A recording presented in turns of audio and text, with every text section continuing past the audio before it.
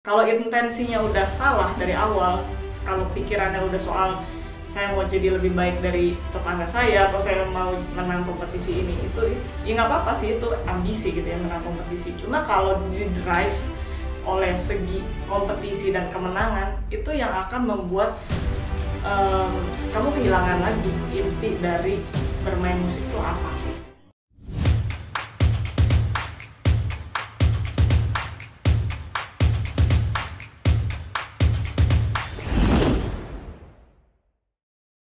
Halo teman-teman Era, welcome back. Hari ini saya mau sedikit cerita aja nih. Jadi saya baru selesai nonton satu drama Korea yang judulnya Do You Like Brahms. Brahms ini adalah seorang komposer. Dan series ini dibuat di tahun 2020. Jadi sebenarnya saya agak telat nontonnya. Cuma entah kenapa kemarin muncul di feed Netflix. Jadi relate sama musik juga kan. Jadi saya kayak, wah tertarik nih kayaknya buat nonton. Terus plus yang main juga orang-orangnya menarik karena saya tahu aktingnya bagus.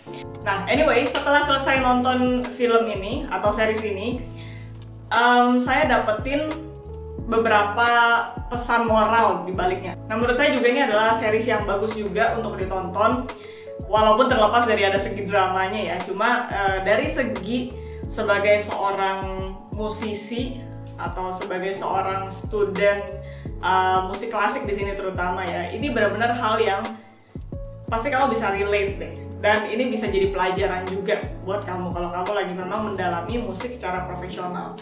Jadi mungkin saya jelasin dulu sedikit ya, ini ceritanya tentang apa sih. Jadi ini spoiler alert ya, kalau misalkan kamu nggak mau tahu spoilernya cuma di skip aja dulu.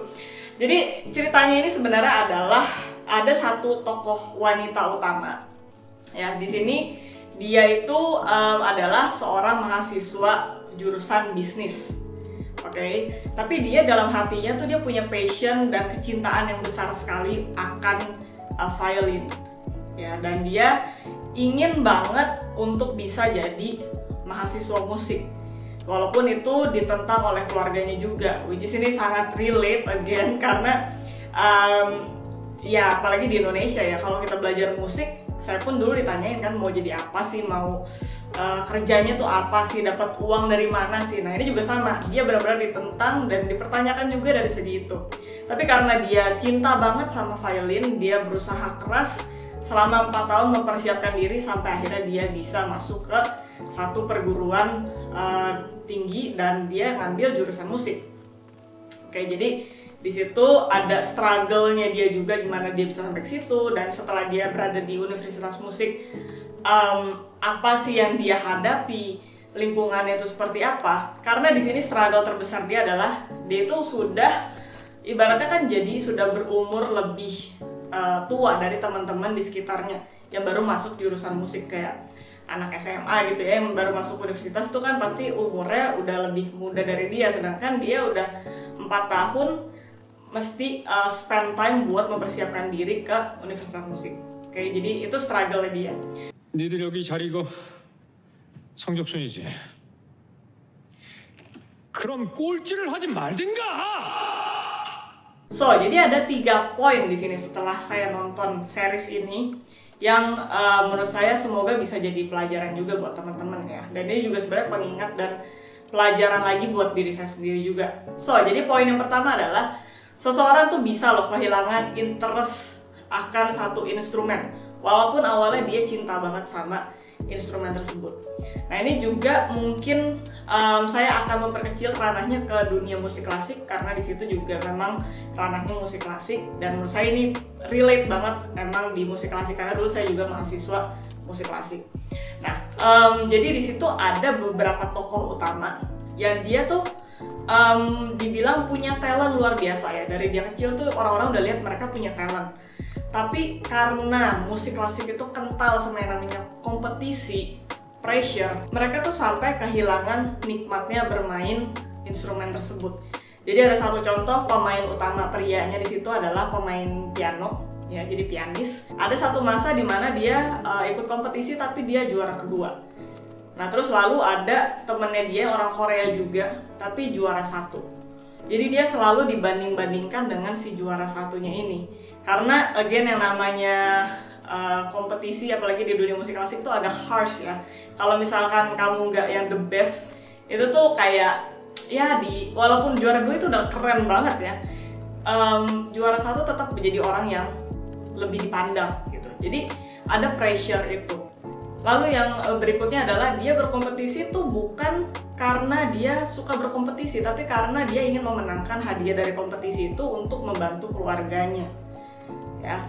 Lalu ada juga satu anak di situ yang main violin.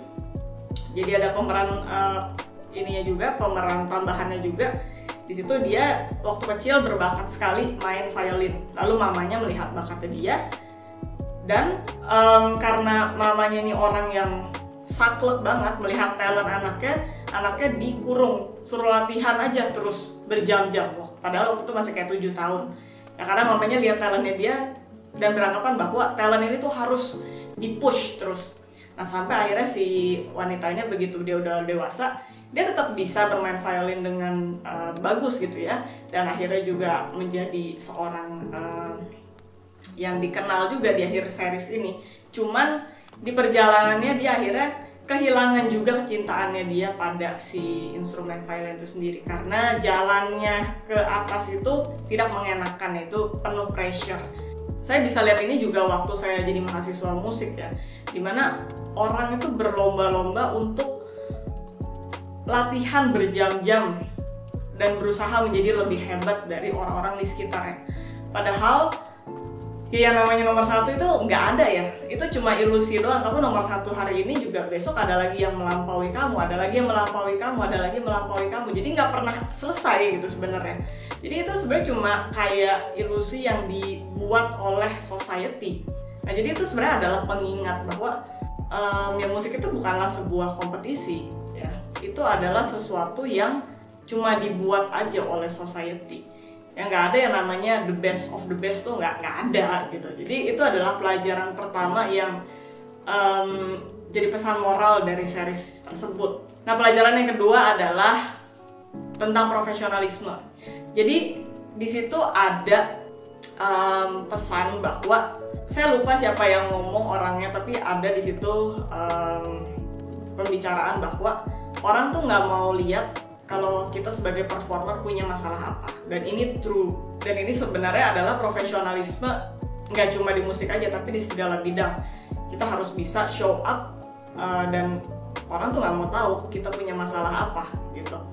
Jadi ini adalah sesuatu yang berat dan especially buat orang-orang yang harus show up di atas panggung ya.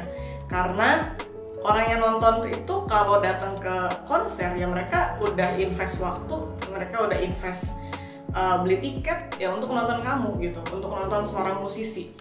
Jadi ya mereka cuma mau lihat dan menikmati apa yang ditampilkan di stage. Mereka nggak mau tahu apa di belakang layar tuh ceritanya kayak apa, ya nggak mau tahu gitu. Jadi itu sebenarnya adalah sesuatu yang ya again profesionalisme, tapi ada sesuatu juga yang memang berat gitu. Kadang-kadang bisa menjadi pressure tersendiri juga untuk si performernya itu. Saya ingat banget dulu waktu saya di Austria ada satu momen dimana saya mesti main di satu konser Natal. Untungnya waktu itu bareng teman-teman. Tapi sebelum itu saya dapat phone call dari mama saya bahwa nenek saya meninggal. Nah di saat itu ya udah pikiran campur aduk. Cuma mau nggak mau saya mesti show up untuk bisa tampil di konser. Jadi saya punya masalah apa di belakang ya orang nggak mau tahu. Yang datang tuh cuma mau menikmati konser Natal waktu itu. Jadi itu adalah sebuah realita yang mungkin nggak semua orang tahu soal performer gitu ya, dimana mereka tuh sangat mengedepankan profesionalisme. Dan itu adalah satu hal yang menurut saya luar biasa sih. Makanya saya kalau lihat orang-orang seni gitu ya, menurut saya tuh saya bisa relate banget dengan kerja kerasnya yang mereka tampilkan, dengan attitude yang mereka tampilkan kalau benar ya. Jadi kayak kerja keras itu juga kan sama juga, mereka menyiapkan satu materi, atau misalkan di dunia musik tuh mereka latihan berjam-jam untuk satu lagu aja yang diperform cuma 5-10 menit contohnya, tapi mereka latihan bisa kayak berbulan-bulan. Itu kan sesuatu hal yang amazing banget, butuh dedikasi gitu. Nah jadi itu adalah poin kedua yang saya dapat dari series ini. Nah yang ketiga adalah refleksi lagi sebenarnya tujuan bermusik tuh apa sih? Karena kan di series ini banyak momen-momen dimana si pemerannya itu jadi kehilangan kecintaan akan instrumen sendiri. Bahkan si pemeran utamanya itu sampai akhirnya dia, again spoiler di akhir ceritanya itu dia sampai give up main violin karena ya dia sudah nggak mendapatkan kecintaan itu akibat lagi dari pressure sekitarnya. Jadi balik lagi, dan ini juga yang selalu ingin saya bagikan gitu ya, either ke murid saya atau di konten. Main musik itu bukan soal kompetisi, bukan soal lebih baik dari siapa, bukan soal saya harus menang.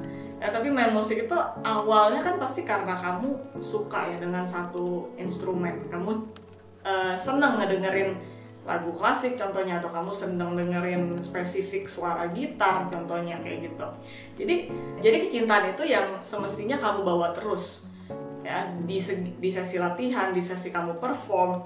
Jadi kamu pun akan menikmati setiap prosesnya. Jadi menurut saya bermusik itu seharusnya adalah kita bisa menikmati musik itu untuk diri kita sendiri. Apa sih yang ingin disampaikan komposer itu melewati satu lagu, dan berikutnya apa yang bisa kita bagikan ke penonton atau ke orang lain. Nah, apa sih message yang ingin kita sampaikan lagi. Jadi menurut saya itu adalah essence dari musiknya. Kalau intensinya udah salah dari awal, kalau pikirannya udah soal saya mau jadi lebih baik dari tetangga saya, atau saya mau menang kompetisi ini, itu ya nggak apa-apa sih, itu ambisi gitu ya, menang kompetisi. Cuma kalau di drive oleh segi kompetisi dan kemenangan, itu yang akan membuat kamu kehilangan lagi inti dari bermain musik tuh apa sih. Karena dulu saya juga ada di momen, karena lingkungannya terbentuk seperti itu yang penuh dengan kompetisi, jadi saya juga merasa bahwa wah, gue harus lebih baik dari dia nih, gue harus lebih baik nih dari temen sekelas gue nih. Padahal ya nggak ada kayak gitu. Yang penting kan orang nggak peduli ya, kalau misalkan penonton datang nggak peduli lo mainnya lebih bagus dari dia atau kamu mainnya lebih bagus dari yang mana. Mereka cuma mau enjoy musik kamu, dan mereka pengen pulang feeling something gitu. Jadi itu sebenarnya adalah essence utama bermusik menurut saya, yang disalurkan melalui media instrumen, either kamu main gitar, main piano, atau apapun itu. Jadi itu adalah 3 pesan moral yang saya dapatkan dari series Do You Like Brahms.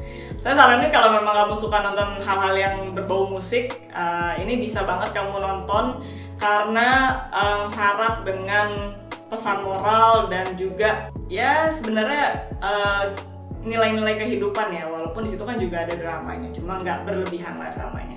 So, jadi itu aja sedikit cerita hari ini. Semoga kamu juga bisa mendapatkan value dari cerita saya ini.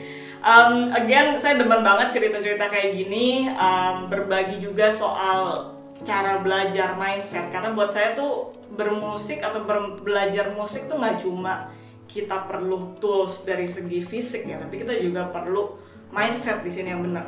Kalau di sini yang nggak benar, belajar tuh jadi kesannya ngoyo, capek, berat, nah kayak gitu.